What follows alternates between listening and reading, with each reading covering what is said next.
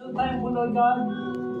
Lord, our prayer, as your people have heard your message this morning, send out your people, that me, your people, will love to tell about our wonderful Savior and Master God, Lord Jesus Christ, so that we, the whole world, will know our loving King Jesus. Oh, Father, we are so thankful, Lord God, that as we depart in this place, truly, Lord, you have opened the heart, the minds, and the soul, and the spirit of your people, O God.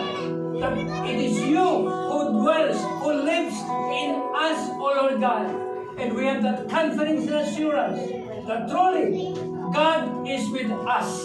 And all things are possible to your beloved people who live and who have faith unto the Lord Jesus Christ. Lord, as we do many things, O God, especially, Lord God, for the upcoming prayer and fasting of your beloved people. Lord, be with us. This is not the time, Lord God, that we are going to talk with you, Lord God. That truly you are our God who will always love to inspire your people to have a fellowship with you through your Holy Spirit. We just entrust everything unto you, God. Lord, thank you so much that you love to be with us.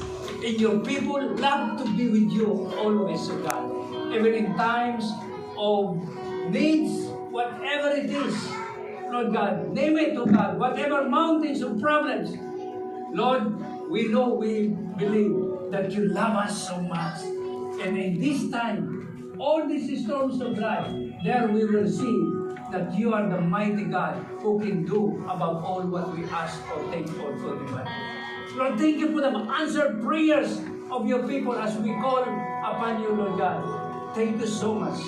Thank you so much. And also, Lord God, we love to thank you, even, oh God, for the food that we are going to partake. Bless this food that will always give a true nourishment to our body, that will all even declare healing power. Lord, you are our great Jehovah Jireh, who will always love to supply all the needs of your people, oh God, because you are the mighty, powerful, and living and loving God with us.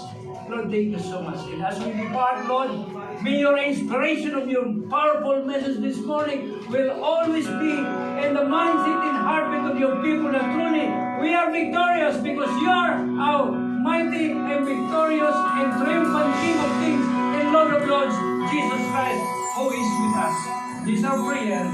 At ang lahat ay magsabing, Amen! Amen! Amen!